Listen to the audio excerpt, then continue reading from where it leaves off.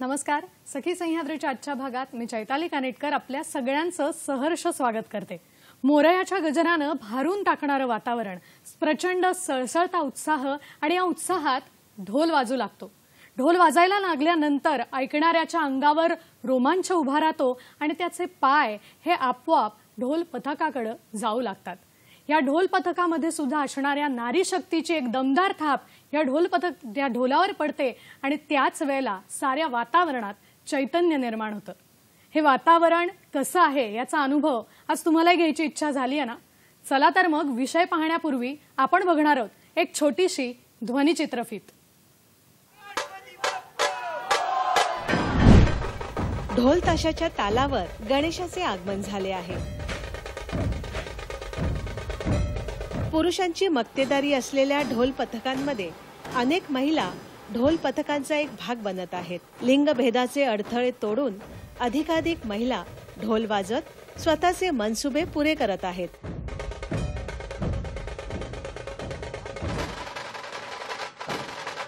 ढोल पथकांमध्ये सहभागी होत पुरुष मंडळी बरोबर सराव करणे, ठिकठिकाणी किंवा देश विदेशात जाऊन ढोल वादन सादर करणे,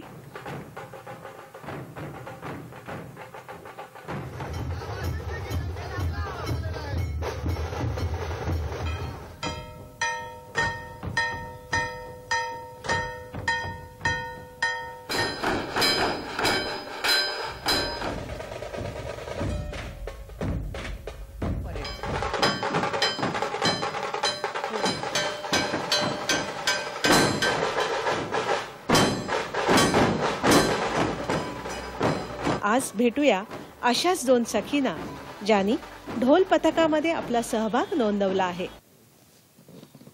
ध्वनिचित्रफीत पाहिल्यानंतर त्यातला उत्साह आणि चैतन्य याची आणखीन वेगळी गोष्ट करायला नको. मला वाटतं आपण आजचा विषय लगेचच बघून घेऊया, कारण याच विषयाशी निगडीत आजचा आपला भाग आहे. पाहूया आजचा विषय काय आहे तो. आजचा आपला विषय आहे ढोल पथकातील महिलांचा सहभाग. आणि या विषयावर मार्गदर्शन करण्यासाठी दोन युवती सखी आज आपल्या बरोबर आहेत.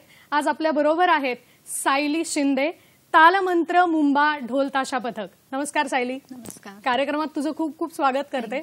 आणि आज आपल्या बरोबर दुसरी सखी आहे, ज्या सखीचं नाव आहे सुहानी कुळे, स्वरगंधार ढोल ताशा पथक. नमस्कार सुहानी.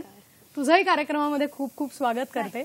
तुमच्यातला हा उत्साह आणि चैतन्य आज आम्हाला जाणून घ्यायचं आहे की इतका उत्साह, इतकी एनर्जी कुठून येते, त्यासाठी नेमकं काय काय करायला लागतं.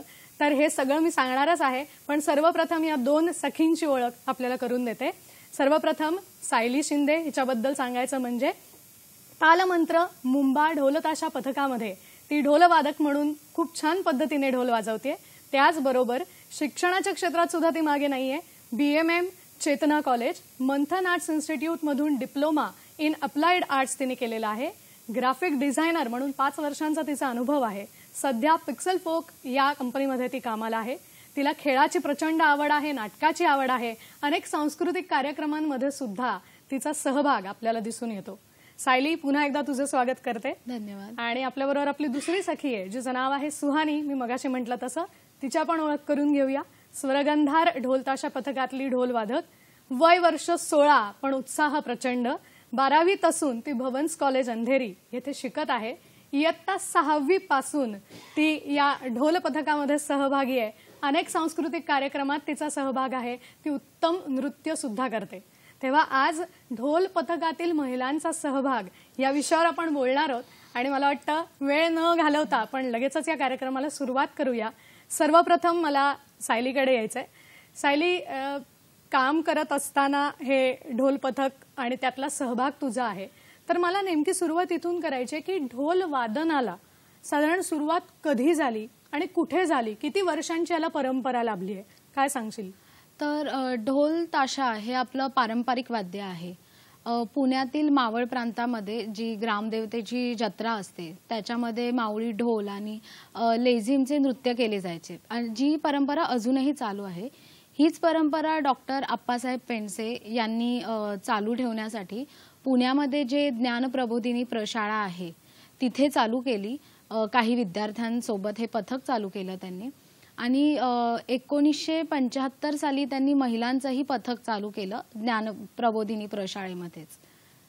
तर साधारण असं बघायला गेलं तर 1960 पासून आपली ही ढोल ताशांची परंपरा चालू झालेली आहे. मला वाटतं इतकी जुनी परंपरा आहे आणि आज सुद्धा तितक्याच ताकदीने किंबहुना अति जास्त उत्साहाने सगळी ढोल पथकं काम करताना आपल्याला दिसतात आणि विशेष म्हणजे त्यातला महिलांचा सहभाग आज आपण जाणून घेतोय. तर मला सुहानीकडे पुढे यायचंय की सुहानी, साधारण कुठल्या कुठल्या सण उत्सवांसाठी या ढोल पथकांमध्ये तुम्हाला ढोल वादन सादर करायला लागतं? कुठल्या सण उत्सवामध्ये याचं जास्त महत्व आहे, काय सांगशील याविषयी? असं बघायला गेलं तर आता गणेशोत्सव चालूच आहे. सो आम्ही या गणेशोत्सवात आमचा खूप मोठा सहभाग आहे. आता विसर्जनासाठी पण आमचं वादन जे आहे ते वसईमध्ये आहे. त्याला सोडून पहिला दिवस किंवा 1.5 दिवसाचा गणपती, 5 दिवसाचा गणपती या सगळ्यातही आमचा समावेश असतो. आणि ते सोडून आमचा मोठा इव्हेंट जो असतो तो गुढीपाडवा असतो, जे दैसर येथीलच आम्ही वाजवतो. किंबहुना 4 ते 5 तास आम्ही ते वादन करतो आणि तिकडचा जो उत्साह आहे, तिकडचं वातावरण, ती वाईब, त्या माणसांचं आमच्याकडचे बघण्याचं जे काय म्हणू शकतात दृष्टिकोन आहे ते बघून आम्हाला प्रचंड आनंद मिळतो. आणि त्याला सोडून आम्ही गणतंत्र दिवस असून दे किंवा 1 मे असून दे किंवा असेच दुसरे सामाजिक जे कार्यक्रम असतात ना त्यातही आमचा समावेश असतो. तसं बघायला गेलं तर वर्षभर हे सगळं वातावरण आहे हे सुरूच असतं, कुठे जास्त कुठे कमी. गणेश उत्सवामध्ये मला वाटतं सर्वात जास्त तुमचं ढोलवादन होताना दिसतं. आता मला पुन्हा एकदा सायलीकडे यायचंय. सायली, ढोल पथकाची आम्ही मगाशी ध्वनिचित्रफीत बघितली. सगळ्या अगदी लहान वयोगटापासून मोठ्या महिलांपर्यंतच्या अनेक महिलांचा सहभाग सुद्धा आम्ही त्या ढोल पथकात वादनात पाहिला. तर मला हे विचारायचंय की साधारण वर्षभर सुहानी म्हणली तसं कुठे ना कुठे ढोल वादन चालू असतं, तर मग तुम्ही याचा सराव जो करता तो साधारण किती वेळ असतो किंवा सणापूर्वी त्याचा किती दिवस आधी सराव सुरू होतो, किती तास हा सराव केला जातो, काय सांगशील? तर मोस्टली कसं आहे ना, गणेशोत्सव जेव्हा चालू होतो तेव्हा 45 दिवसाआधी आम्हाला सराव चालू करावा लागतो, कारण नवीन वादकांची सुद्धा त्याच्यामध्ये सहभाग झालेला असतो गणेशोत्सवाच्या वेळेस. त्यामुळे आणि सगळे वर्किंग असल्यामुळे म्हणजे खूप जण जॉबला वगैरे जातात, सो त्यांनाही जमलं पाहिजे सरावाला येण्यासाठी. म्हणून आम्ही शक्यतो शनिवार रविवार अशीच प्रॅक्टिस ठेवतो आमची. संध्याकाळचीच वेळ असते, 5 ते 8 किंवा 6 ते 9 ह्या वेळेमध्ये आमचा सराव केला जातो. म्हणजे साधारण 3 तास, 2 किंवा 3 तास तरी आम्हाला सराव करावाच लागतो, कारण नवीन वादक आणि जे जुने वादक असतात तर त्यांची 1 तास किंवा 2 तास असा सराव आम्हाला घ्यावा लागतो.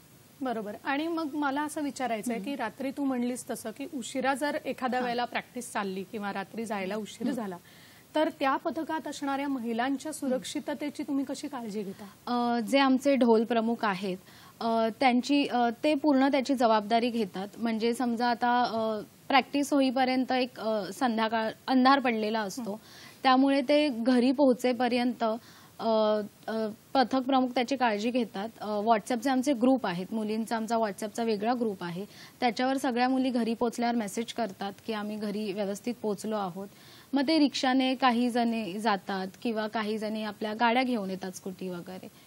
तर अशा प्रकारे त्या व्यवस्थित घरी पोहोचतात. थोडक्यात तुमच्यातली ती पथकातली एकजूट तुम्ही इथेही सांभाळता आणि पथक प्रमुख असल्यामुळे आपल्याला बाकी कुठल्याही पद्धतीची काळजी नसते. सुहानी, तुमचं कसं असतं? म्हणजे तुम्ही कसं जाताना काय गोष्टींचं भान ठेवता? आता जर तुम्ही पाहाल तर मी स्वतः 16 वर्षाची आहे, तर माझी तर जास्ती काळजी घेतली जाते तिथे. आणि आमचे जे दादा आहेत ते आम्हाला स्वतः घरी सोडतात. लाईक ते किती पण कामात असून दे तरी दे मेक शुअर की आधी आम्ही घरी पोहोचलोय. तर किंवा रात्री वादनावरनं पण येत होतो, कधी लेट होतं, कधी 11 वाजतात, कधी 11:30 वाजतात. तर त्यांची आधी काळजी आम्हाला घरी पोहोचवणं असतं आणि मग ते लोक जातात. आणि पोहोचले की घरी पोहोचले की मेसेज करा, हे सगळ्याची काळजी घेतली जाते.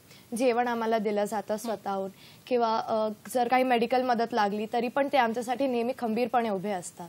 वा, म्हणजे ह्या सगळ्या गोष्टी असल्यामुळे आपण फक्त त्या ढोल पथकातलं त्यांचं सादरीकरण बघतो, पण त्याच्या आधी इतक्या तासांचा सराव, ही मेहनत मला वाटतं तिथे खूप मोठ्या प्रमाणात होत असते.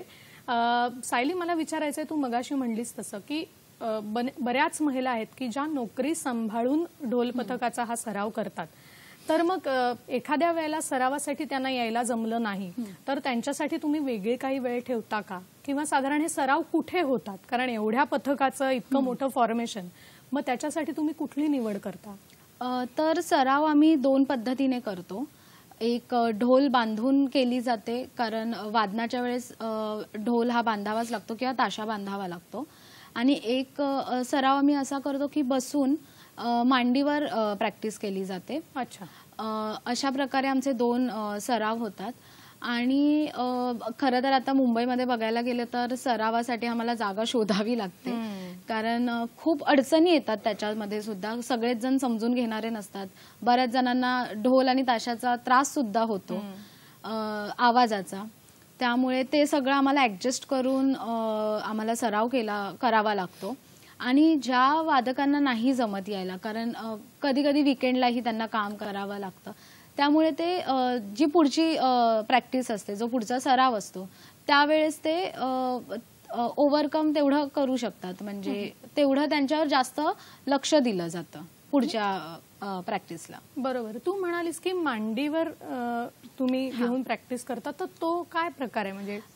म्हणजे आम्ही सगळे असे मांडी घालून बसतो आणि एक ताशा वाजवत असतो, आणि जे ढोलचे बीट्स असतात ते आम्ही मांडीवर वाजवतो. म्हणजे धीन म्हणजे जो ठोका असतो आणि जी थापी असते ते आम्ही उजवी मांडी आणि डावी मांडी यावर आम्ही तो ताल धरून आमची प्रॅक्टिस केली जाते. क्या बात आहे. म्हणजे अशाही पद्धतीने हा सराव चालू असतो की एक ध्वनी प्रदूषण होऊन न देता आपल्याला हा सराव करता येऊ शकतो. मला वाटतं हे सायलीच्या या बोलण्यावरून तुमच्या लक्षात आलं असेल.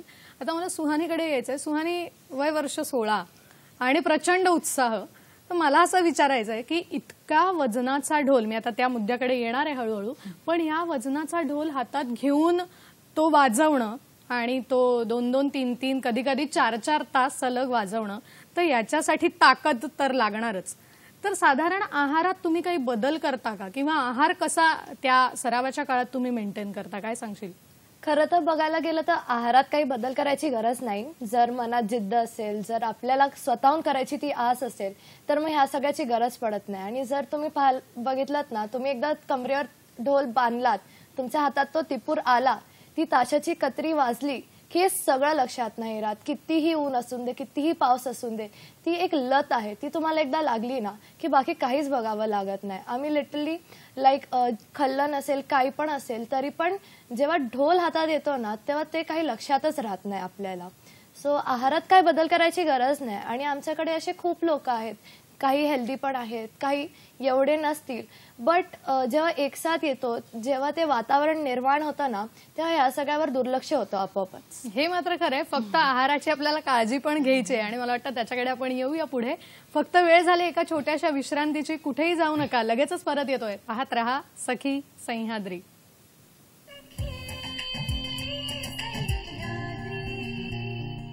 ब्रेक नंतर पुन्हा एकदा सगळ्यांचं स्वागत करते. आज आपण बोलतोय ढोल पथकातील महिलांचा सहभाग या विषयावरती, आणि आज आपल्याबरोबर स्टुडिओमध्ये 2 सखी आहेत. आपल्याबरोबर आहे सायली शिंदे आणि सुहानी खुळे. ब्रेक पूर्वी एक आहाराचा मुद्दा आला होता. मला वाटतं सायली तुला त्याच्याविषयी काहीतरी सांगायचंय, तर ते जाणून मी घेणार आहे. आणि मला एक प्रश्न सुद्धा मनात आहे की साधारण आपल्या राज्यात किती ढोल पथकं आहेत आणि त्यातला महिलांचा सहभाग किती टक्के आहे? तर राज्यात साधारण 1100 ते 1200 ढोल पथकं असतील, कारण आता ढोल पथकांचा सहभाग खूपच वाढत चालला आहे, जे की चांगली गोष्ट आहे. कारण सगळ्यांनाच एक आवड निर्माण होते आपली संस्कृती जपण्यासाठी. आणि महिलांचा समावेश जर आपण बघितला तर एक 35,000 सगळी म्हणजे राज्यातली ढोल पथकं मिळून महिलांचा समावेश आहे. आणि मला वाटतं ही संख्या दिवसेंदिवस दिवसेंदिवस वाढत चाललेली आणि आहे. वा, प्रश्नच नाही. हा, आणि मला- तुला आहाराबद्दल काहीतरी सांगायचं होतं. मला आहाराबद्दल बोलायचं होतं की आहार असा आमचा काही ठराविक नसतो, पण एक काळजी घ्यावी लागते. कारण आमचे बरेच वादन कधी कधी उन्हामध्ये असतात. 3-3 तास आम्हाला कंटिन्यू चालावं लागतं. त्यामुळे तेलकट खाणं किंवा थोडं बाहेरचं खाणं आम्हाला अवॉइड करावं लागतं, कारण त्याचा त्रास होतो, डिहायड्रेशन होतं. आणि आम्हाला सतत पाणी पिण्याची गरज असते, कारण डिहायड्रेशन होऊ नये, चक्कर येऊ नये त्या उन्हामध्ये. म्हणून ही आहाराची आम्हाला काळजी घ्यावी लागते. बरोबर आहे. म्हणजे हे थोड्या गोष्टी सांभाळल्या तर त्या वेळेचं तुमचं ढोल वादन आहे ते अधिक चांगलं, परिणामकारक आणि प्रभावी होऊ शकतं. निश्चितच खूप छान दोघी तुम्ही बोलता आहात. आता मला सुहानीकडे यायचं आहे. सुहानी, तुझं वय आणि तुझं ढोलवादन हे खरंच अप्रतिम आहे, पण तुमच्या ढोल पथकामध्ये साधारण कुठल्या वयाची सगळ्यात लहान मुलगी आहे आणि अशी वयाची अट असते का मुळात ढोल पथकात सहभागी होण्यासाठी? काय सांगशील? खरं तर तुम्हाला विश्वास नाही बसणार, पण आता सध्या स्वर्गंधारमध्ये सगळ्यात छोटे 2 मुली आहेत जे 5 वर्षाचे आहेत.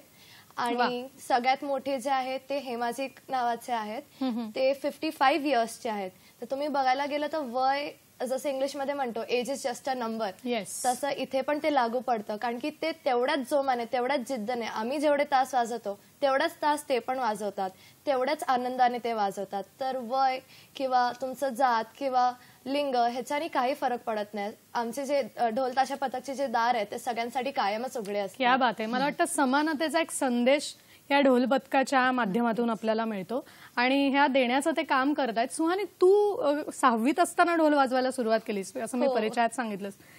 त्यावेळेचा पहिला अनुभव कसा होता?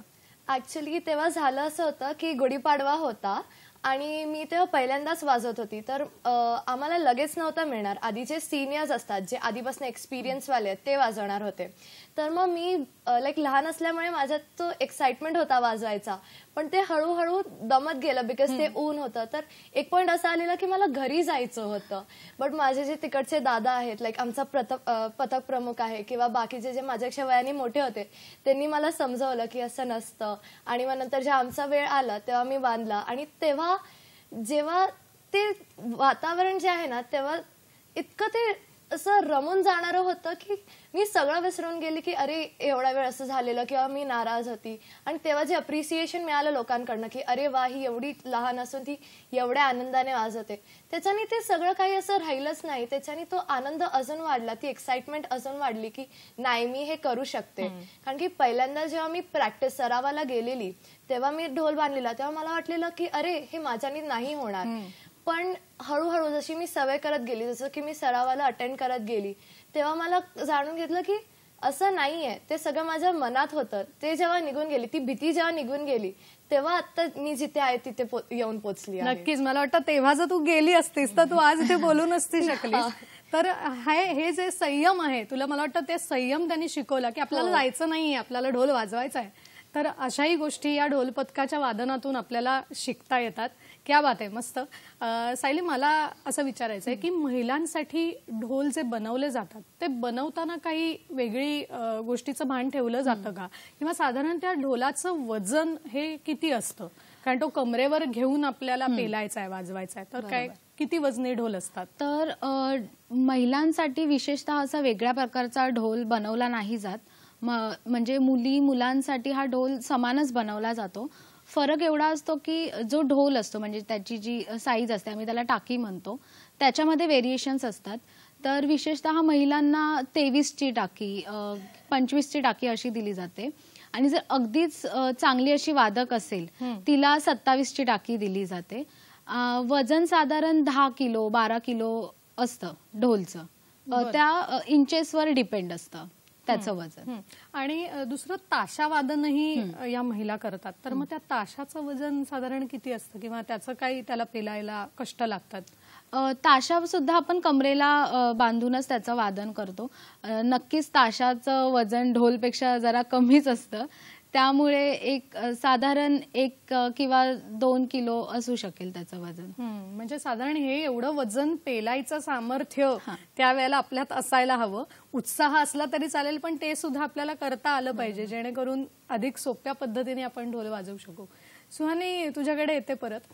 साधारण किती तासांसाठी हे ढोल वादन असतं? कारण आमचं कसं होतं, आम्ही रस्त्याने चालताना ढोलपथक दिसलं की आम्ही फोटो काढतो, छान वातावरण असतं, आम्हालाही आनंद होतो आणि आम्ही 5 मिनिटांनी निघून येतो. पण तुमचं हे जे वादन असतं ते साधारण किती तासापर्यंत चालतं, किंवा तू जास्तीत जास्त किती वेळ हा ढोल वाजवलायस आतापर्यंत तुझ्या पथकात, काय सांगशील? सो ऍक्च्युली ते डिपेंड असतं मागणीवर, की कधी कधी 2 तास असतं, कधी कधी 4 तास असतं. आणि माझं स्पेसिफिकली बोलायला गेलं तर जसं माझे वर्ष वाढत गेले, एक्सपिरियन्स माझे वाढत गेले, तसे माझं कपॅसिटी पण वाढत गेली. सो आता जर तुम्ही पाहायला गेलात तर मी 3 ते 4 तास आरामशीत खेचू शकते. लाईक ऊन असू दे, पाऊस असू दे, पण 3 ते 4 तास मी कम्फर्टेबली वाजवू शकते आणि तेवढ्याच आनंदाने, तेवढ्याच उत्साहाने ते होऊ शकतं. आणि असं बघायला गेलो तर लाईक 3 ते 4 तास मॅक्सिमम असतं. त्याच्यापेक्षा जास्त मग त्रास होऊ शकतो कमरेवर, कारण की ते कमरेवर बांधून असतं, तर मग पाठीला त्रास होऊ शकतो किंवा हाताला लागतं. तर मग त्याच्यापेक्षा जास्त आम्ही अवॉइड करतो, कारण की आमच्यासाठी रिप्लेसमेंट्स पण ठेवलेले असतात, की जर आम्ही दमलो किंवा काय असेल तर ते येऊन आमच्या बदले वाजवतात. हा, मी याच्याकडे येणारच होते की एखादी महिला थकली, किंवा तू म्हणालीस लहान मुली पण आमच्या ढोल पथकात आहेत, मग त्यावेळेला लगेच तुमचे दुसरे मेंबर्स तयार असतात आणि ते ढोल घेऊन वाजवतात. सुहानीने एक विषय काढला की तो ढोल असल्यावरती कमरेवर, तर त्यावेळेला कंबरदुखी किंवा पाठदुखी वगैरे होऊ शकतं. तर मला सायली तुझ्याकडे यायचंय, साधारण या समस्या दिसतात का, आणि मग त्याच्यावर उपाय तुम्ही काय करता? साधारण या समस्या ना सगळ्यांनाच होत नाही, कारण ढोल बांधणं किंवा ताशा बांधणं कमरेला एक विशिष्ट त्याची पद्धत असते. जर आपण योग्य पद्धतीने तो बांधला तर कमरेला त्रास होत नाही. पण नक्कीच की जर जास्त वेळ झालेला आहे, 3 तास आपण चालत आहोत तो ढोल बांधून किंवा ताशा बांधून, तर थोडंफार दुखणं असतं हाताला, पायांना, कंबरदुखी सुद्धा होते. पण ते दुखणं जास्त काळ नसतं. जे घरगुती उपाय आपण जे करतो, बर्फाने शेकवणं किंवा त्याला बाम लावणं, आयोडेक्स वगैरे, ते जर आपण उपाय केले तर 1 किंवा 2 दिवसामध्ये ते दुखणं अगदी बरं होऊन जातं. पण मग हे पुन्हा आपल्याला उद्भवू नये याच्यासाठी व्यायामाचे किंवा आसनाचे काही प्रकार तुम्ही रेग्युलर बेसिसवर, म्हणजे अगदी रोजच्या रोज काही त्याचा सराव करता? खरं तर ढोल वाजवणं किंवा ताशा वाजवणं ही एक्सरसाइजच आहे. ही आम्ही एक्स्ट्रा ऍक्टिव्हिटीज म्हणूनच समजतो, कारण त्याच्यामध्ये पूर्ण शरीराचा आपला व्यायाम होतो, पायांपासून हातांपर्यंत कमरेचाही व्यायाम होतो.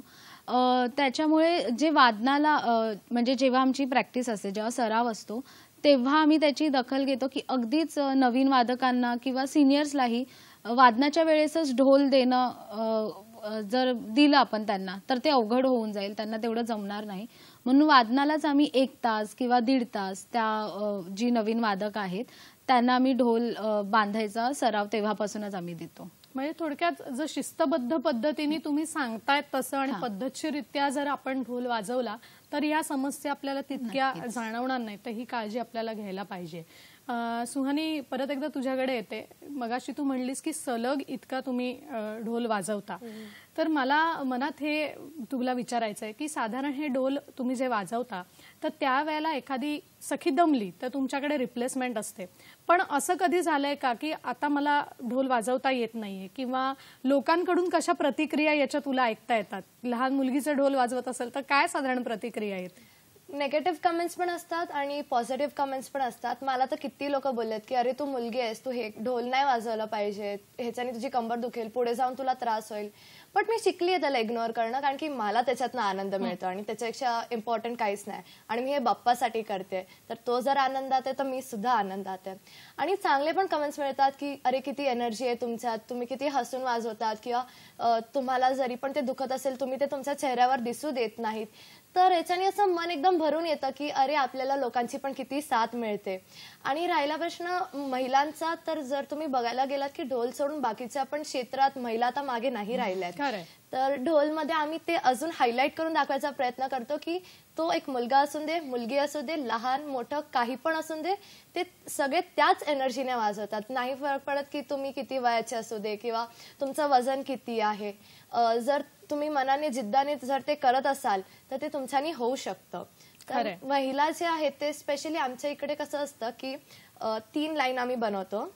साईडला मुलं असतात आणि मध्ये महिला असतात. तर मग कधी कधी मिरवणूकच्या वेळी साईडला खूप गर्दी असते किंवा धक्कामुक्की होते, कधी भांडणं पण होतात. सो त्या लोकांचा मेन कन्सर्न असतो की आम्हाला काही होऊ नये. तर आमची तेवढीच तिथे पण काळजी केली जाते. आम्हाला तेवढंच प्रोटेक्ट केलं जातं की आमच्या पथकातल्या महिलांना काय व्हायला नाही पाहिजे.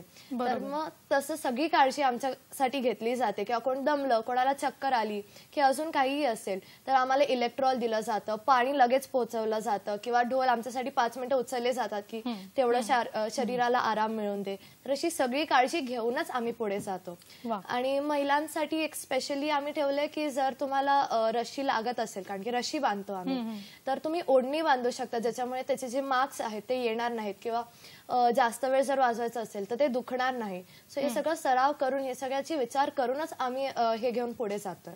करेक्ट. आणि हे सगळं सरावाच्या वेळेला खूप चांगल्या पद्धतीने सांभाळायला लागतं तुम्हाला.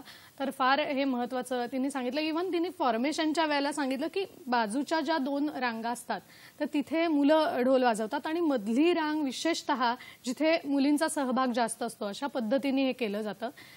सुहानी म्हणाले की दोन्ही पद्धतीने आम्हाला प्रतिक्रिया ऐकायला मिळतात. सायली, मला तुझ्याकडे यायचं आहे याविषयी की एक प्रश्न हा सखीला ढोल पथकातल्या विचारलाच जातो की तू का ढोल पथकात गेलेस, तुला काय मिळतंय ढोल पथकात जाऊन, काय सांगशील?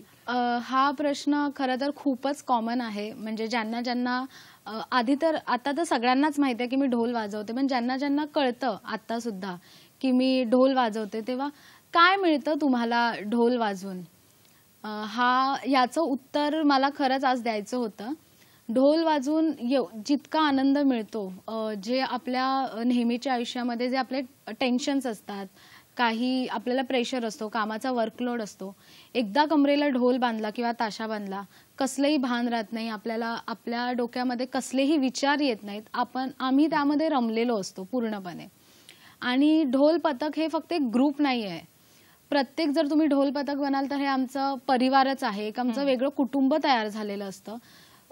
बऱ्याच वेळा असं होतं की एक वेगळ्या प्रकारची आपली मैत्री सुद्धा तयार होते. बरेच आपल्याला मित्रमैत्रिणी मिळतात. काही जणांना त्यांचं क्षेत्र सुद्धा कळतं की आपण म्युझिकमध्ये आपण आपलं करिअर करू शकतो. जसं की आमच्या पथकामध्ये 2-3 मुलं आहेत, ते आज तौफिक कुरेशी जे आहेत त्यांच्यासोबत वादन करतात चांगल्या एका मोठ्या लेवलला जाऊन. सो त्यांचं सुद्धा ह्या पथकामुळे करिअर झालेलं आहे. खरंय. आणि मला तू एक म्हणालीस ते फार महत्वाचं वाटलं की ताणतणाव कोणाला नाहीये, सगळ्यांनाच आहे. आणि तो ढोल हातात आल्यानंतर, आपण ते वाजवायला सुरुवात केल्यानंतर तो सगळा तणाव दूर होतो. तर मला वाटतं हे उत्तम स्ट्रेस मॅनेजमेंट टेक्निक आहे, ताणतणाव दूर करण्याचं ते एक साधन आहे. याविषयी आपण दोघींकडून अजून जाणून घेणार आहोत, अशाच गप्पा मारणार आहोत. पण इथे वेळ झाली एका छोट्याशा विश्रांतीची. कुठेही जाऊ नका, पाहत रहा सखी सह्याद्री.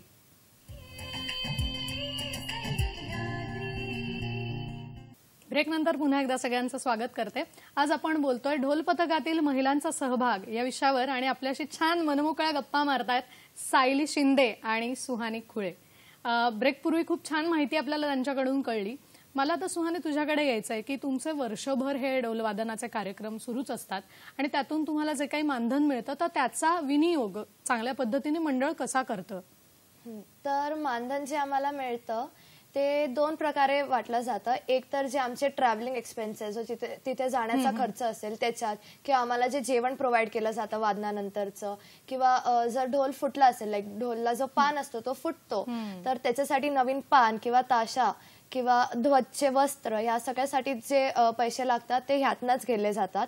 आणि जे बाकीचे पैसे ते स्वर्गंधार एक नॉन प्रॉफिटेबल ऑर्गनायझेशन आहे. म्हणजे ते जे पैसे ते आम्ही चांगल्या कामासाठी उपयोगी घेतो. तर आमचं असं एक लक्ष पण आहे की हर वर्षी ॲटलिस्ट 10 ते 15 फॅमिली जे आहेत त्यांना आम्ही अन्न प्रोव्हाइड करतो किंवा धान्य प्रोव्हाइड करतो, ताकी जे पण पैसे आम्हाला जे पण मानधन मिळतं ते एका चांगल्या एका गुड कॉजसाठी आपण उपयोग करू शकतो. तर जसं की मागच्या वर्षी चिपळूणमध्ये जो पूर आलेला, पूरग्रस्त जे होते त्यांच्यासाठी पण आम्ही जे वस्तू लागतात की पाण्याचे मग असून दे किंवा धान्य असून दे ते आम्ही प्रोव्हाइड करून दिलेलं त्यांच्यासाठी. वा, खूप चांगल्या पद्धतीने या सगळ्या मानधनाचा विनियोग केला जातो. आता सुहानी तू एक म्हणालीस त्या पद्धतीने की वाद्यांची काळजी आपल्याला घ्यायला लागते, कारण तुमच्या या ढोल ताशा पथकात वेगवेगळ्या पद्धतीने सादरीकरण होतं. तर सायली, मला याच्याकडे यायचंय, काय नाविन्यपूर्ण प्रकार असतात की ते पताका आणि दिंडी नाचवणं किंवा तर काय सांगशील याविषयी? तर ध्वज नाचवणं जे असतं ते खरं तर प्रत्येक ढोल पथकामध्ये असतं, कारण ध्वजाला आम्ही आधी सुरुवातीला मानवंदना द्यायचो, त्याचा एक विशिष्ट मान असतो. ध्वजाला मान दिल्यावरच आमचं वादन चालू होतं. पहिली ताशाची जी तर्री असते ती तेव्हाच पडते. त्यामुळे ध्वज हा प्रत्येक वादनाला आम्हाला नाचवावाच लागतो. पण नाविन्यपूर्ण जर आपण बघायला गेलं तर प्रत्येक पथकाचं एक वेगळं वैशिष्ट्य असे पॅटर्न्स असतात, ज्याला आपण ताल बोलतो. जसं की कोणी धनगर ताल वाजवतं, कोणी पंजाबी ताल वाजवतं. आता सध्या चालू आहे पुण्याचं एक पथक आहे, त्यांनी महाकाल पॅटर्न बसवलेला. जसं की आम्ही ताल मंत्राने ट्रेनचा एक आम्ही पॅटर्न बसवलेला, म्हणजे ट्रेन कमी स्पीड पासून जे फास्ट स्पीड पर्यंत कशी ऐकायला येते ते आम्ही ढोल आणि ताशावर बसवलं होतं. साऊथचा एक पॅटर्न आम्ही बसवलेला आहे. तर ढोल पथकाचं विशेष म्हणजे ह्या तालांवरूनच असतं की तुम्ही प्रत्येक पथक कसं वेगवेगळे ताल बसवत आहे आणि दरवर्षी एक सगळी पथकं एखादा तरी नवीन ताल बसवत. क्या बात आहे. सुहानी, तुमच्या ढोल पथकात काय काय नवीन नवीन प्रकार बघायला मिळतात आणि तू कुठले यातले सादर केलेस? तर असं बघायला गेलं तर आता एवढ्या वर्षाच्या एक्सपिरियन्समुळे आता मी स्वतः ध्वजची लीड घेते की माझ्या अंडर लाईक ते लोक शिकवते मी त्यांना. आणि जसे ती म्हटली की सगळे जे काय म्हणतात वादन जे आहे त्याच्यामध्ये आम्ही नवीन ताल आणण्याचा प्रयत्न करतो. तर आम्ही स्वतः पोवाडा असू दे किंवा भांगडा असू दे, ज्याच्याने आमची जी पब्लिक आहे, जे आमचं वादन बघायला आलेत ते कसे आमच्यासोबत जुटून राहतील, कसे आमच्यासोबत ते आनंद सादर करू शकतील ह्याची आम्ही काळजी घेतो त्याच्यासोबत. आणि आम्ही झांज देखील वाजवतो. आणि ऍक्च्युली असं म्हटलं जायचं की झांज मुलींसाठी आहे, ध्वज मुलांसाठी आहे, पण आमच्या पथकात तसं काही नाहीये. झांज पण मुलं वाजवतात आणि ध्वज पण मुली नाचवतात. त्यासोबत जे ढोल आहे ते फक्त ताल ऑफकोर्स इम्पॉर्टंट असतं, पण त्यासकट आम्ही ते कसं सादर करतो, म्हणजे काही ताल एकदम एनर्जेटिक असतात त्याच्यासाठी आम्ही ढोल उडवतो किंवा वाकून वाजवतो किंवा आम्ही एकामेकांवर अशी झोपतो, एकामेकांच्या ढोलावर झोपतो, त्याच्याने आम्ही वाजवतो. असं करून आम्ही एक नवीन नवीन पॅटर्न त्यांच्यासमोर आणण्याचा प्रयत्न करत असतो. सो जेव्हा तुम्ही बघाल की आम्ही ढोलावर झोपतो तेव्हा ऑलरेडी त्या ढोलचं वजन, त्यावर तो पॅटर्न वाजवायचा, त्यावर तोंडावर हसू ठेवायचं, हे सगळं काही सोपं नाही. हे सगळं सराव करून करून एकामेकांशी जुटून हे सगळं आम्ही आता सादर करू शकतोय. खरं. आणि मला एक प्रश्न पडलाय म्हणून विचारते की तुमच्या ना हाताला काहीतरी बांधलेलं असं पण मी पाहिलंय ते वाजवताना, तर ते काय असतं? ते ऍक्च्युली टेप म्हणतो, बिकॉज जी आमच्या हातात तिपूर असतो तो कधी कधी आम्हाला लागतो किंवा साईडला कड्याने आम्ही पान टाकीला जोडलेलं असतं, तर ती कधी कडी लागते आम्हाला, तर मग ते वाजवताना दुखतं. तर मग ते न दुखे म्हणून आम्ही ते व्हाईट पट्टी लावून ठेवतो, सो दॅट की ऍटलीस्ट ते वादन पूर्ण नीट व्हावं आणि त्याच्यानंतर मग आम्ही ते काढतो. ओके. सायली, तुझ्याकडे यायचंय. तू मगाशी उल्लेख केलास की आपल्याकडे राज्यभरात जवळजवळ 1100-1200 महिला पथक आहेत आणि 35,000 ते 40,000 महिलांचा सहभाग या पथकाच्या माध्यमातून दिसतो. तर मला विचारायचं हे की आपल्या पथकाला एखादा कार्यक्रम मिळावा यासाठी खूप आव्हानं आहेत, तर तुला कुठली आव्हानं महत्वाची वाटतात? जर सगळ्याच पथकांचं आपण बघायला घेतलं तर आता राज्यामध्ये नवीन नवीन पथकं चालू होत आहेत. एक चांगली ही गोष्ट आहे की आपली संस्कृती सगळेच जपण्याचा प्रयत्न करतात. आणि एक थोडी निगेटिव्ह गोष्ट सुद्धा आहे की याच्यामध्ये कॉम्पिटिशन वाढत चाललेलं आहे. म्हणजे क्वालिटी जी आपण बोलतो, तर संस्कृती जपण्याचा हा मोटिव्ह कुठेतरी काही पथकं पाळत नाहीत, ती थोडी खंत आहे. म्हणूनच कधी कधी आव्हान पडतं की जर आपल्याला हे वादन हवं असेल तर क्वालिटी कधी कधी लोक बघत नाहीत, पैशांकडे बघितलं जातं. त्यामुळे तो आता एक आव्हानच सगळ्या पथकांना झालेला आहे. आणि जर पथक पुढे चालू ठेवायचं असेल तर मला तरी वाटतं की आर्थिकदृष्ट्या ते पथक थोडं स्ट्रॉंग असलं पाहिजे, कारण जो ढोल आणि ताशाचा जो मेंटेनन्स असतो, म्हणजे जसं मगाशी सुहानी बोलली की एका ढोलाचं जर पान गेलं म्हणजे फुटलं तर ते आपण पान परत वापरू शकत नाही, त्याला ते नवीनच पान लावावं लागतं. ताशाचं सुद्धा तसं असतं. कारण आता पावसामध्येही आम्हाला वादन करावे लागतात आणि ढोलाचं पान हे शक्यता आपण चामड्याचा वापरतो, त्यामुळे ते एकदा ओलं झालं की ते लवकर फुटण्याची शक्यता असते. तर हा सगळा जो खर्च असतो तो एका पथकाला परवडला पाहिजे, तो झेपला पाहिजे. म्हणून आर्थिकदृष्ट्या पथकाने थोडं स्ट्रॉंग असलं पाहिजे, हे जरा आव्हान आहे. आणि दुसरी गोष्ट म्हणजे त्यातले पथकातले वादक, कारण मी जसं मगाशी म्हटलं की आमचं पथक एक कुटुंब असतं, तर कुटुंबामध्ये कसं आपण एकमेकांशी मिळून मिसळून असतो, सगळ्यांना सांभाळून घेतो. तसंही पथकातल्या वादकांनी जर सगळ्यांना आपण सांभाळून घेतलं तर ते पथक फार वर्ष ती संस्कृती जपण्यासाठी सज्ज असतं. नक्कीच नक्कीच. म्हणजे या 3 गोष्टी खूप महत्त्वाच्या आहेत की चांगले वादक मिळणं, तुमची सगळी जी वाद्य आहेत त्याची निगा राखण्यासाठी तुम्ही आर्थिकदृष्ट्या चांगलं असणं, आणि फार महत्त्वाचं की तुम्ही संस्कृतीचं कुठेतरी संवर्धन करताय, जतन करताय, तर ते मूल्य तुमच्या पथकाच्या माध्यमातून पुढे नेणं. तर ही खरंच सगळ्या ढोल पथकांनी ही आव्हानं आहेत आणि त्याचा विचार केला पाहिजे, आणि ते आपल्या येतंय की नाही पथकाच्या सादरीकरणात ह्याचा अवश्य विचार करायला हवा. सुहानी, मला तुझ्याकडे यायचंय की आपलं ढोल पथकाचं सगळं सादरीकरण बघता सगळ्यांना हे सर्व परिचित आहे, जगभर याची ख्याती आहे असं म्हणायला हरकत नाही. कारण फक्त राष्ट्रीय पातळीवर नाही, आंतरराष्ट्रीय पातळीवर सुद्धा ढोल पथकं गेलेली आहेत, आणि यातलं एक पथक आहे सुहानीचं स्वरगंधार ढोल पथक. तर तुमचं ढोल पथक स्पेनला जाऊन आलं असं आम्हाला कळलंय. तर कसा तो अनुभव होता आणि तुम्ही का मुळात तिथे गेला होतात? सो ऍक्च्युली तिथे स्पेनमध्ये कॉम्पिटिशन होती, पण स्वरगंधार कॉम्पिटिशनसाठी नव्हतं गेलं, कारण की आमचा जो मेन मोटिव्ह आहे ती आमची संस्कृती, आपली जी परंपरा आहे ती पुढे नेणं आहे. सो आम्ही तिकडे भारताला, आपल्या महाराष्ट्राच्या संस्कृतीला रिप्रेझेंट करायला गेलेलो. सो कॉम्पिटिशन तर होतच असतात राष्ट्रीय स्तरावर, आंतरराष्ट्रीय स्तरावर, पण आम्ही त्याच्यात सहभाग घेत नाही, कारण की आम्हाला या संस्कृतीचा खेळ नाही बनवायचा. आमच्यासाठी हे एक इमोशन आहे, आम्ही मनाने जुडलेलो आहोत त्याला. आणि जसं सायली मगाशी म्हणाली की त्याचं जे नेगेटिव्ह आहे ते थोडं वाढत चाललंय, कारण की आता जर तुम्ही गणपतीचं विसर्जन वगैरे बघाल तर त्यांचं मेन मोटिव्ह नाचणं आहे, पण त्यात कुठे ना कुठे ते विसरतायत की हे आपण खूप आधीपासून चालत आलेली ही परंपरा आहे, तर ती जोपासली पाहिजे. ते आता होत नाही. तर स्वरगंधार जे आहे त्याचं मेन मोटिव्ह हा सुद्धा आहे की फक्त संस्कृती पुढे गेली पाहिजे, त्याच्यामधले जे काय म्हणतात थोडीशी जी नेगेटिव्ह साईड आहे ती मागे ठेवली पाहिजे. आणि म्हणून आम्ही प्रयत्न करतोय की आता जे पण नवीन युथ पिढी जी आमच्यात येते, जे आता माझ्या वयाचे आहेत किंवा 20-21 वर्षाचे आहेत, त्यांचा सहभाग जास्त घेऊन त्यांना ह्याच्याबद्दल अजून इन्फॉर्मेशन पोहोचली पाहिजे. आणि जर तुम्ही बघितलं तर फक्त भारतात नाही तर आता कॅनडा, जर्मनी या सगळे इथे पण आता पथकाचं काय म्हणतात पथक वाढत चालले आहेत.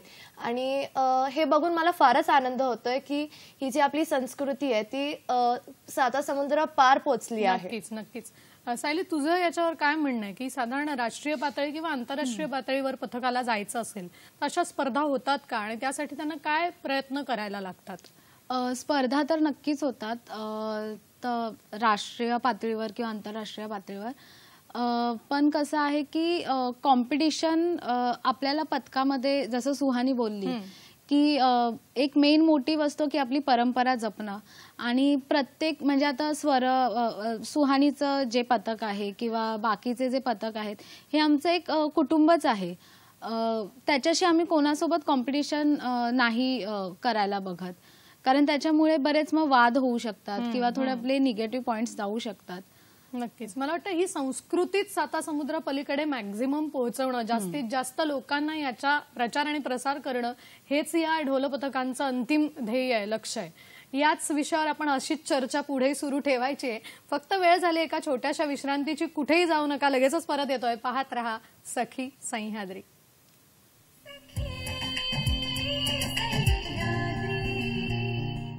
ब्रेक नंतर पुन्हा एकदा सगळ्यांचं स्वागत करते.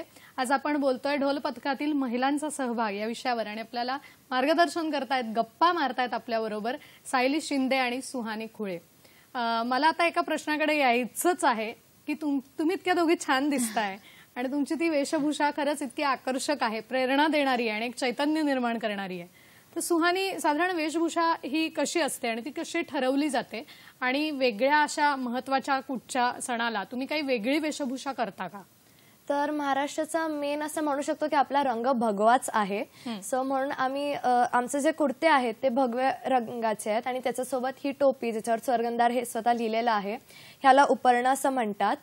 मुलींसाठी नथ, कारण की ती आपली मराठी संस्कृतीमध्येच येते, लावणी असून दे कशातही असून दे, नथ ही एक मॅन्डेटरी गोष्ट आहे. त्याला सोडून आपल्याकडे वेल असते आणि जे स्पेशल ओकेजन असतात जसं की गुढीपाडवा असू दे किंवा गणपती विसर्जन असू दे किंवा आगमनाच्या दिवशी असू दे, आम्ही नवाऱ्या साड्या घालतो, त्याच्यावर आम्ही गोल्डन ज्वेलरी घालतो. पण ह्यावेळी जो गुढीपाडवा झाला तेव्हा आम्ही थोडं वेगळं करण्याचा प्रयत्न केला की आम्ही ज्या नवाऱ्या साड्या घातलेल्या त्याच्यावर आम्ही ऑक्सिडाइज ज्वेलरी घातली, ज्याच्यामुळे एक वेगळा लुक आला. आणि मुलांसाठी आम्ही प्रयत्न करतो की शेले आणण्यासाठी. आणि असं बघायला गेलो तर कधी कधी व्हाईट कुर्ता सुद्धा असतो आमच्यासाठी. गणतंत्र दिवस असू दे तर तेव्हा आम्ही व्हाईट कुर्ता घालून त्याच्यावर ओढणी त्या रंगाची घेतो. सो अकॉर्डिंगली जसं मागणी आहे त्याच्या अकॉर्डिंग आम्ही आमचे जे वेशभूषा आहे ते बदलतो आणि हर वर्षी आम्ही काहीतरी नवीन आणण्याचा प्रयत्न करतो. क्या बात आहे. आणि नऊवारी साडी नेसून ते ढोलवादन सादर करायचं हे तर आणखीनच विशेष. का पावसा पाण्यात हे ढोलवादन करायचं फारच ही मला वाटतं महत्वाची गोष्ट आहे. मला सायली तुझ्याकडे यायचं आहे की इतके लोक या ढोलपथकात असतात तर सगळ्यांना ढोलपथक प्रमुख जो आहे तो ज्या सूचना देतो की बरोबर ढोलवादन व्हायला, तर त्या कशा दिल्या जातात? तर याचा जो सराव आहे ना तो जेव्हा आम्ही सराव चालू करतो 45 दिवसाच्या आधी किंवा 1-2 महिन्याआधी, तेव्हाच याचा सराव केला जातो. नवीन वादकांना घेऊन आणि जे सिनियर्स वादक आहेत त्यांना घेऊन एक फॉर्मेशन आमचं डिसाईड केलं जातं. नवीन वादक आणि जे जुने वादक आहेत ते मिक्स होऊन त्यांना म्हणजे आपण काउंट दिला जातो. जर एखादा ताल बदलणार असेल, जेव्हा आपल्याला चेंज घ्यायचा असेल, तो ताशावर आणि जो आमचा टोळ असतो त्याच्यावर एक चेंज दिला जातो. त्याच्याने समजतं की आता आपल्याला ताल आपला चेंज होणार आहे म्हणून. आणि ते तुम्ही हात असा वर करता ते वाजवताना, ढोल वाजवताना, तर ते काय आहे? म्हणजे ते खरं तर आपोआप ते हात वर होत असतात ढोल वाजवताना, कारण तो तालच तसा असतो. ते कानावर एवढा सुंदर आवाज जो पडत असतो त्याच्यामुळे आम्ही ते त्याच्यामध्ये दंग होऊन ते हात आपोआप वर उचलले जातात. इव्हन आम्ही ढोल सुद्धा त्या तालामध्येच उचलतो, जे आम्ही ढोल उचलतो ते. कारण ते सगळ्यांचे हात वारे एकाच वेळेला दिसतात, म्हणून मला वाटलं की तोही काही सूचनांचा भाग आहे का की एकाच वेळेला ते सादरीकरण करणं. क्या बात आहे. खरंच खूप छान. कारण हे वादन करणं सोपं नाहीये. आम्हाला ऐकणं सोपं आहे, पण ते वाजवायला लागणारी एनर्जी, ती चेतना, या सगळ्या गोष्टी आपल्याला याच्यातून दिसत आहेत. मला दोघींनाही हा प्रश्न अर्थात विचारायचा आहे की हे सगळं वाजवताय तुम्ही आणि अभ्यास सांभाळून. मला सुहानीचं कौतुक वाटतं की 12वीत आहेस तू, तर हे अभ्यास सांभाळून तू कसं करतेस आणि घरातून याच्यासाठी पाठिंबा तुला कसा मिळतो? खरं बोलावं तर कधी कधी ओरडा पडतो, बट असं नाहीये. जर तुम्ही बघायला गेलात तर आपले जे पेरेंट्स आहेत तेच आपल्याला सगळ्यात जास्त सपोर्ट करतात. की मी कधी कधी कॉलेजवरनं लेट येते आणि लगेच वादनाला जायचं असेल तर माझी आई किंवा माझे बाबाच असतात जे हे सगळं वेल किंवा कुर्ता वगैरे काढून इस्त्री करून ठेवतात की घे तू घाल, किंवा मी घाईत असेल तर तेव्हा माझ्या मागे भरवत येत असतात की नाही तू खाऊन जा. तर ते किती पण असलं ना तरी सगळ्यात आधी तर ते लोकच आपली काळजी करतात. आणि असं काही नाहीये. जर बघायला गेलो तर काय म्हणू शकतो आपण की मला मॅनेज होऊ शकतं, म्हणजे अभ्यास आणि या गोष्टी जर आपण शिस्तबद्ध पद्धतीने ठेवलं तर. कारण की मी आता 12वीत असली तरी आमच्याकडे जॉबला जाणारे आहेत, नाईट शिफ्ट वाले देखील आहेत, तर ते सांभाळून जर ते येऊ शकतात तर अभ्यास तर होतच राहतं. त्याच्यासोबत हे एक छंद आहे आणि मला वाटतं की आपण छंद नेहमी जोपासलाच पाहिजे. एक तरी असा छंद हवा ज्याच्यात आपलं मन लागतं. नक्कीच. तर जर मनापासून इच्छा असेल तर दोन्ही एकसाथ होऊन जातं. सायली, तुझ्या बाबतीत तुला घरच्यांकडून कसा पाठिंबा मिळतो? मला घरच्यांकडून तर सुरुवातीपासूनच म्हणजे पाठिंबा होता, त्यांचा नकार नव्हताच. जेव्हा मी सांगितलं की मला ढोल पथकामध्ये जायचं आहे, मी जॉईन करणार आहे, तेव्हा खरं तर सगळे खुश झालेले. कारण माझा कॉन्फिडन्स एवढा होता की मला माहित होते हे मी करणार आहे. त्यामुळे घरातल्यांनी तेवढा कॉन्फिडन्स दाखवला माझ्यावर. ते माझ्या इतकेच कदाचित जास्त खुश असतील माझ्यावर. आणि जर लोकांची प्रतिक्रिया जर आपण बघितली तर दोन्ही बाजू आहेत, निगेटिव्ह सुद्धा आणि पॉझिटिव्ह सुद्धा. पण जरा कधी कधी निगेटिव्ह जास्त ऐकायला येतं की मुली आहात तर ते तुम्ही एवढं कशाला झेपवता, तुम्हाला बरीच कामं सुद्धा आहेत, शिक्षण आहे तुमचं, जॉब्स आहेत, परत तुम्हाला काही दुखापती होतील, तुमचं पुढचं जे आयुष्य आहे त्याच्यामध्ये काही त्रास व्हायला नको. परत तू एवढी बारीक आहेस तर तुला हा झेपतो का ढोल, नाही झेपत असेल तर कशाला हे सगळं करायला पाहिजे. ह्या सगळ्या प्रतिक्रिया आहेत. पण पॉझिटिव्ह सुद्धा खूपच छान ऐकायला मिळतं की आम्हाला तुझ्यावर अभिमान आहे की तू ढोल पथकात आहेस, तू एवढा मोठा ढोल घेऊन वाजवतेस, नाचतेस. सो हे शब्द ऐकल्यावर खूपच ऍक्च्युली एनर्जी येते आम्हाला. आणि मला वाटतं आज तू म्हणालीस की अभिमान आहे, आज जे सगळेजण तुला बघतायत त्यांना हे नक्कीच वाटेल आणि तेही त्यांच्या मुलींना याच्यात जाण्यासाठी नक्कीच प्रेरणा देतील, याबद्दल शंका नाही. सुहानी, खरं तर इतकी छान तुम्ही गप्पा मारताय की समारोप व्हावा असं नाही वाटत आहे. पण मला शेवटी अजून एक प्रश्न तुला विचारायचा आहे की नवीन येणाऱ्या तरुणींना तुला काय सांगायचं वाटतं आणि पथकाला तुम्हाला पुढे काय करायची इच्छा आहे, काय सांगशील? ऍक्च्युली खरं तर सांगायला गेलं तर एक इन्सिडेंट झालेला माझ्यासोबत की मी कोणाला तरी सांगत होते की मी ढोल वाजवते, तर तो मला बोललेला तू ढोल वाजवते म्हणजे तू मुलगी थोडी झाली, तू मुलगा झाली. तर मला असा प्रश्न पडला की हे ठरवणारं कोण की जर तुम्ही ढोल वाजवतायत तर तुम्ही लाईक फक्त मुलंच वाजवू शकतात, तसं काय नाही. जर समाजाच्या दबावाखाली तुम्ही येऊन मुली जे आहेत तर समाजाच्या दबावाखाली येऊन असं ठरवू नका की नाही मला नाही जमणार. हे सगळं मनात असतं आणि ते तुम्हाला खाली आणण्याचा प्रयत्न करणारच, पण त्यांचं ऐकू नका. तुम्ही स्वतःवर विश्वास ठेवा आणि पुढे जा. आणि प्रश्न राहिला पथकाचा, तर आम्हाला हवी आहे की ही संस्कृती अजून वाढत जावी, भारताच्या कोनाकोपऱ्यात पोचावी ही. आणि याच्यासोबत आम्ही जसं तिने म्हटलं की हे एक कुटुंबच आहे, तर आम्हाला हे कुटुंब वाढवायचं आहे. त्यासाठी आम्ही एक असं ऑर्गनाईज पण करतो एक इव्हेंट ज्याला म्हणतात रिव्हर फेस्टिवल, जे आम्ही दिवाळीत करतो. 5 दिवसाचा इव्हेंट असतो जिथे आमचं मेन मोटिव्ह असतं की जेवढे पण दहिसरचे राहणारे रहिवासी आहेत त्यांना एकत्र येऊन दिवाळी साजरा करावी. लाईक काही लोक असते ज्यांचे जे कुटुंब आहे ते इथे नाही राहत, त्यांना एकटं वाटत असेल तर त्यांच्यासाठी आम्ही आहोत. आम्ही हे जे कुटुंब आहे त्याच्यासाठी तुम्ही आमच्यासाठी पण इम्पॉर्टंट आहात, किंवा जे फॅमिली मेंबर्स पण आहेत ते पण आमच्यासोबत येऊन तुमची जी दिवाळी आहे ती साजरी करू शकतो. ते सोडून पण ढोल ताशा हे तर इम्पॉर्टंट आहेच, पण आमच्यासाठी जे सोशल साईड आहे स्वर्गंधारची ती पण आम्हाला पुढे न्यायची. आणि त्यासाठी आम्ही स्वर्गंधार ढोल ताशा पथकवरून आता स्वर्गंधार फाउंडेशनवर आलोय. नक्कीच मला वाटतं. आणि एवढ्या सगळ्या लोकांना तुम्ही एकत्र आणण्याचा प्रयत्न करताय, तर हेच याचं महत्वाचं वैशिष्ट्य आहे असं मला वाटतं. सायली, नवोदित येणाऱ्या ज्या मुली आहेत त्यांना तुला काय सांगावं असं वाटतं, किंवा काय गोष्टी अजून तुम्हाला सांगायची इच्छा आहे, तर तू काय सांगशील? जसं मी मगाशी म्हटलं की जेव्हा मला सुरुवात करायची होती तेव्हा मला कॉन्फिडन्स तर होताच की मी हे करू शकते, पण कुठेतरी मनामध्ये एक छोटीशी भीती होती की मला खरंच हे झेपणार आहे का, कारण मी जर एवढा कॉन्फिडन्स दाखवते आहे तर. पण ढोल आणि ताशा किंवा ध्वज, झांज आहे हे कोणीही वाजवू शकतं, हे कोणालाही जमू शकतं. मग ती जरी मुलगी असली तरी, मग ती लहान असू दे किंवा मोठी असू दे.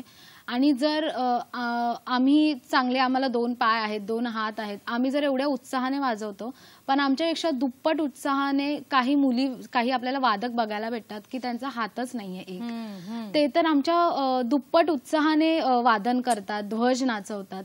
तर मला नाही वाटत की आपण जरा जास्त विचार केला पाहिजे ढोल पथकामध्ये येण्यासाठी. तू जे म्हणालीस तो मुद्दा तर फार महत्वाचा आहे की ज्याला हात नाही पाय नाही असेही लोक याच्यात आहेत. फारच छान. मला वाटतं इच्छा तेथे मार्ग, याच्यावर दुसरं आणखीन मी काही नाही बोलू शकत. तुम्ही दोघी इथे वेळात वेळ काढून आलात आणि इतकं सुंदर बोललात आणि आम्हाला खूप छान माहिती तुम्ही दिलीत, त्याबद्दल संपूर्ण सखी सह्याद्रीच्या टीमच्या वतीने मी तुमचे मनपूर्वक आभार मानते. आपण भेटणार आहोत पुढच्या भागात एका नवीन विषयाला घेऊन. आता इथेच थांबतेय. नमस्कार.